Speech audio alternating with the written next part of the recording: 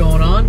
So it's been a pretty long day at work. I'm headed home a little later than usual, and Daniel's already there. We're actually going to work on his Mustang, and he's got some brakes that he needs replaced.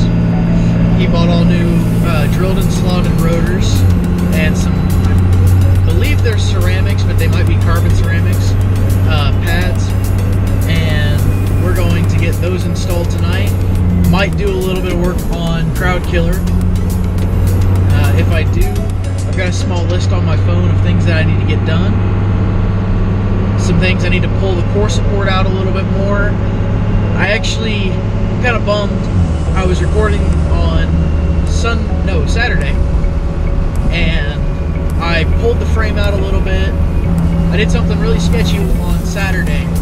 What I did was take a tow strap, I wrapped it around the fender, and then hooked it to my truck, put my truck at an angle to the car, and then just put it in four-wheel low and let the engine just tug on it.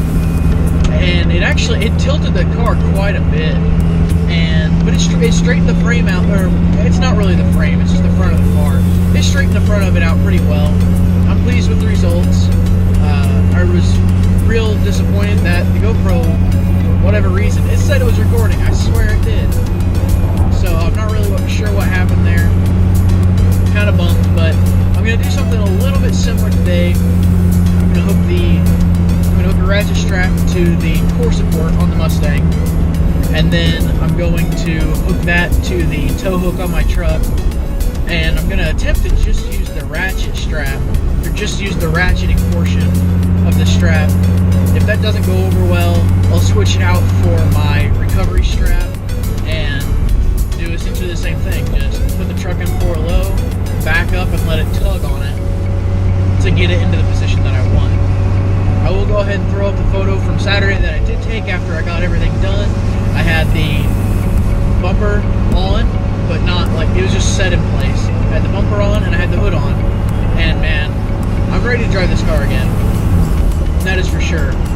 I did find out that the windshield will most likely have to be replaced. I'm super bummed about that, just because that's a good chunk of money that I could spend on way more important things, to be honest.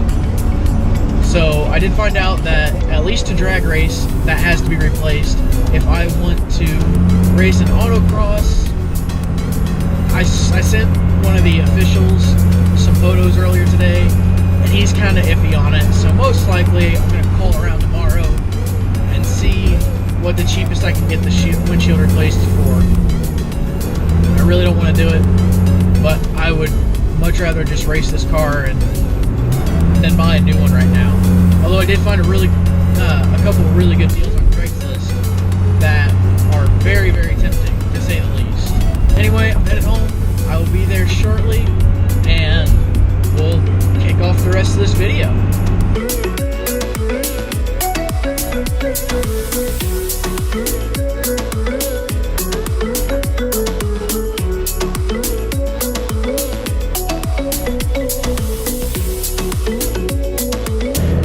I think my GoPro just crashed on me.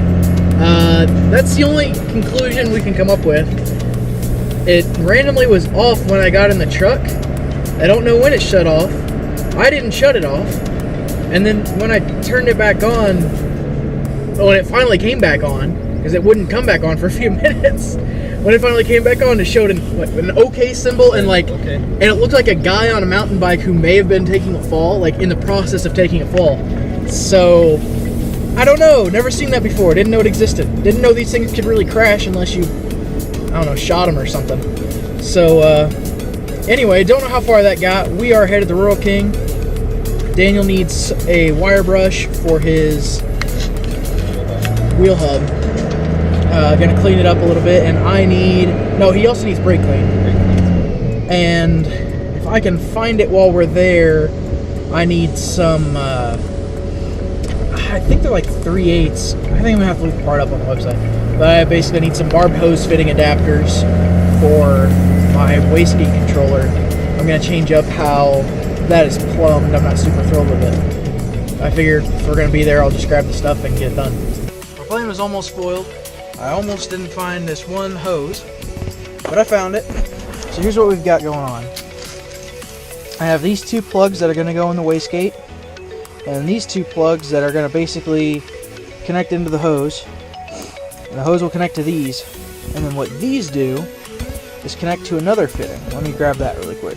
Okay, so what we've got here is a push lock fitting, and this hose, as you can see, I have an abundance of this hose, and what it does is it just simply pushes in and then locks in place. As you can see, can't pull it away until I push this little button, and then it disconnects. And the problem is I have these brass fittings on the wastegate right now, but they're not holding the plastic in, and I believe that's because the plastic's getting deformed because it's so close to the exhaust. So what I'm going to do, these are the original fittings that came with the eBay wastegate that I bought, and yes, I said eBay.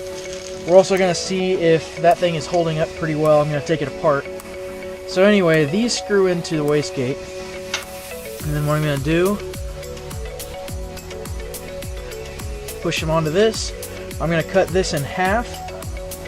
The other end will go onto this barbed fitting, and then here's the beauty of this. And this barbed fitting will go to here. I'll tighten that down, and then I'll use push lock for my pneumatic hose for the rest of the way. Because since I already have the pneumatic hose already ran, all I'm going to do is just move it back a little bit, and then of course add these adapters in. Alright, so as you can see, that's got some black soot on it. So we can just pull this one out. It's hard to tell from here, but there's some deformation on this. So we will undo those fittings, replace them with the other ones, and then I'm going to go ahead and pull the top. It's not very hot, so I'm probably going to go ahead and pull the top off of that and see if there's any leaking going on the inside of it.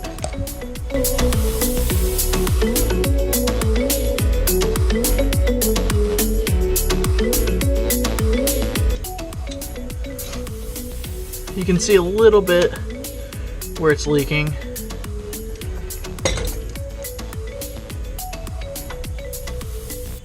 Yeah, I'm honestly not too surprised it's leaking even a little bit, just because it was cheap, and I don't know if it's meant for this particular kind of use. Upside is this is even though it's a cheapo eBay deal, it is compatible with your standard setups, so I can just unbolt this and put more expensive TIL unit, TIL or TIL. Anyway, I can put one of those on if I need to.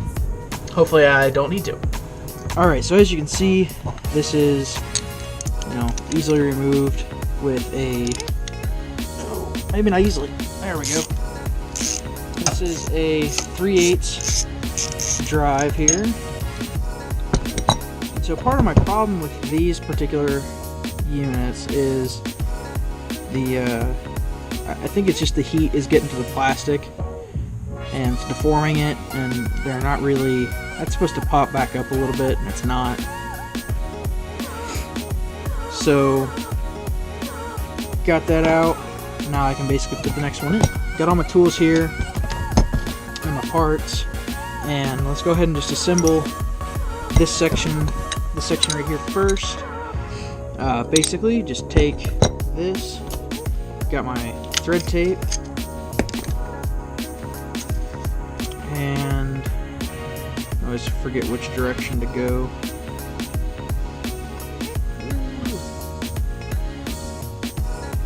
That's wrong.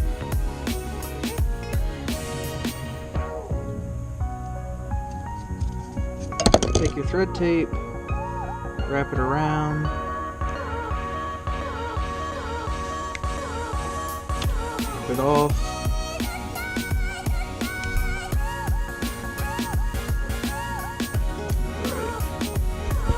and at this point I'll just take it,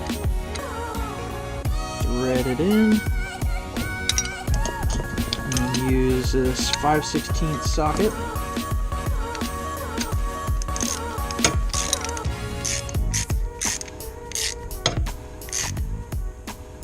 Get it tight in there, and that is good to go.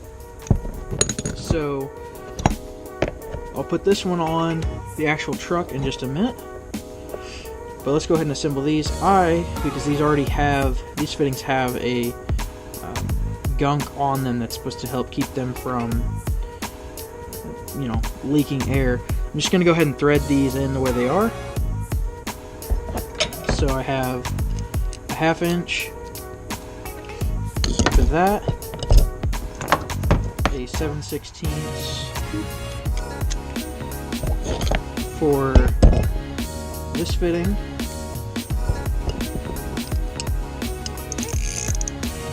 and just go to town.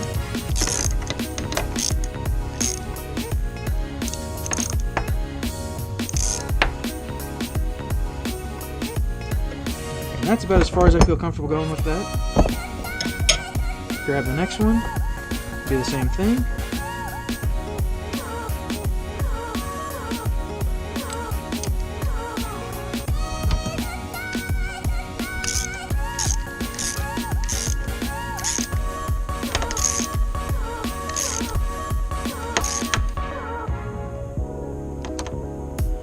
And there we go. Those two pieces are good. So now I'm going to take my silicone hose. This came with the what is that thing? This hose came with the turbo tuner that I bought from Power Driven Diesel, and I'm just gonna eyeball it because I don't need a specific length, and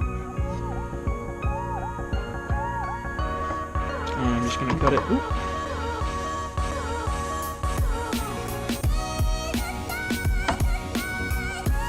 Cut it right in half.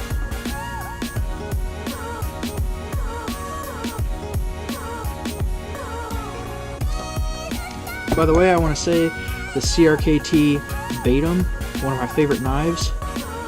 Along with it, I also have a Pilar, both designed by, I think it's Jesper Voxnays. Love these little knives. Keep them on me all the time. Alright, so at this point, I'll go ahead, put this on the rest of the wastegate. I'll reassemble the wastegate, and then we will attach the rest of everything. You can see those are all coming around. I reran the line for this one right here and ran it back up in there like I wanted to initially. But so there's a black line. I don't know how well you can tell. There's black, well, obviously there's two blues, and then there's another blue up top, and a black line. And if you look over here, there's this nice little block with a bunch of blue lines coming out of it, and then there's that one black line that's running around. And the blue lines all indicate that it is boost coming from the engine somehow. So you can see that line over there actually goes over to the stock boost gauge. That line is from the interstage pipe and goes to my third boost gauge. And then this blue line comes out of the head right in there, and that one feeds this entire block. So what I have is I've got one line goes to the goes to the top of the wastegate right now. One line goes in and goes to the turbo tuner, and then comes out black on the other side. That's what this black line right here is. And this is the output from the turbo tuner. So that's a limited amount of boost that can go out of there, and that's what goes over and into the bottom of the wastegate. And then one of these lines goes over to the stock boost gauge, and then the other line goes to my aftermarket boost gauge. So I want to kind of advocate for the push lock system that I've got from Automation Direct. I got the idea from Power Driven Diesel when they sent me the turbo tuner, when I bought the turbo tuner from them. That is the lines that they gave me. And when I was building this truck, I was like, man, that'd be awesome to have, because I've had some real problems with your typical boost lines that you use a collet and a brass fitting for. You know, once you put them on, first of all, those lines can be really hard and brittle, so they can be easy to break. Second of all, if you ever need to make any adjustments to it, forget about it. You pretty much have to make an entirely new line, and that stuff can get expensive quick. These fittings, I think they're like, they're only a couple dollars a piece, and I've got a bunch of them. I way over ordered just to be safe. That block cost me $12, I think. You'd have to go on their website and find their stuff. There's all sorts of stuff. It's really awesome, and it's made wiring the boost lines, especially for as many gauges I have, it's made that super easy. There's actually one white line I did. I told y'all that bumper wasn't actually attached. Sorry, dude. You good over there? You good over there? All right. Daniel's still working hard on his believe. Sticker off. I mean, this dang sticker off. No, I'll bleep it. It's fine. Yeah. So these are his nice rotors, looking Gucci. What do you care about the sticker for? Your wheel's gonna cover that. Because it's not gonna sit flush. Okay. I mean, this is good enough. I mean, whatever. His other. I'll walk over there really quick. Well, no, his bracket is a little torched there, so we're trying to break that loose with some good old-fashioned PV blaster. So there's another line right here, this white line that's kind of discolored, and that runs all the way up and around and into the truck, and that particular line goes to my drive pressure gauge.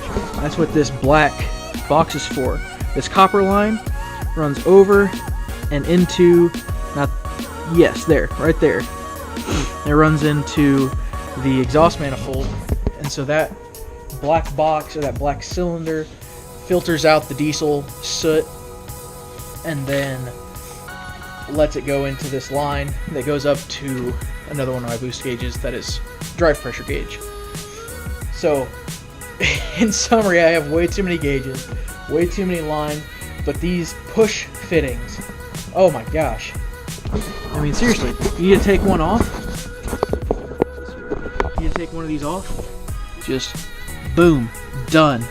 Put it back, boom, done. So the black one goes to the bottom and the blue one goes to the top. So the blue one is going to be boost coming straight from the head.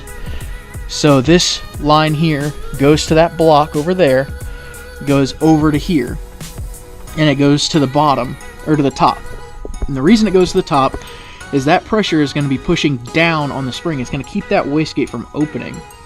There's another, it's going to be pushing down the diaphragm. There's also spring in there, so it'll have the like 14 pounds of spring pressure plus however much boost I'm running. So then the black line that's on the bottom is going to come from the turbo tuner. So when I open that up, it's going to allow more pressure to push up onto this, to push on the spring, and it'll let boost help open that gate, and then that'll allow more flow down to my big turbo. So I may switch that up later, don't know. Honestly, I've had some issues with it, and the truck's not running at full potential anyway, so it's not a huge deal. I'm actually trying to keep that closed more. I'm hoping to decrease some of the smoke. I've got the fueling set as far back as I can get it. I took the fuel plate and pushed it as far back as I could, and I want to utilize that little turbo as much as possible because I'm not using the big turbo. This thing needs to live longer, and I don't want to buy a transmission just yet. So until that time when I'm ready to buy the transmission, I'm going to keep it turned down quite a bit. Alright, so this is pretty much done. I got some cleanup to do. You can see, you can't. I got some extra lines that I need to move around and everything. We didn't get to Mustang stuff tonight. I will move that in a second. We didn't get to my Mustang stuff, so let's go look at what Daniel's got going on. Cleaning up that hub so his rotors fit nice and even. Something that I'm going to take the light off for just a second. Something I tried to film on Saturday that my stinking GoPro didn't catch. We got his good rims on. He's got some nice 20s with nice little caps. Yeah, 285s rears, 245 fronts. So I'm thinking about going to some 250s on the Mustang on Crowd Killer. We'll see if that happens. I'm gonna take a light away from you for one more second, bud. Nice little rotor there. Oh, I thought you had the other wheel on. So he's got this one done. We gotta do the rears too, but it is fast approaching. What, 9:30? Almost 9, yeah. Oh, almost 9. Yeah. So it's getting a little late. 8:52. So yeah, we're gonna get this rolling here. Wheel is done, and we'll get the wheels back on and break in the new head. Woo! That's the plan. Hopefully that one comes unstuck. If we can get that guide pin out. I'm gonna, you know what? I'm gonna go mess with that while you're. It's okay, it's fine. I'll get the pistons back in the caliper. So we'll do now. Okay. I'll leave the flashlight with you and go over there and hopefully get that sucker unstuck. Yeah, that was wicked. Yeah. Well, it kind of came off. Not in a good way. Ready to go buy a new caliper? Not the expected way. Like I said, maybe they'll let you buy just the bracket. Oh yeah, you'll have to core charge and bleep. Dang it, I cursed on my own channel. Alright, let's go. Well, unfortunately, none of the big threes had a bracket for Daniel's Mustang. So he is going to leave his car here tonight. We're gonna see if we can find something from the dealer tomorrow. There's a couple different options we got. See if we can just get something tomorrow. And so I'm gonna run him home. But that's basically it for the night. Hopefully we'll get some more action in tomorrow. Maybe I can work on Crowd Killer a little bit here, get some work done. But thanks for watching. Throw a like, subscribe, and we'll see you guys later.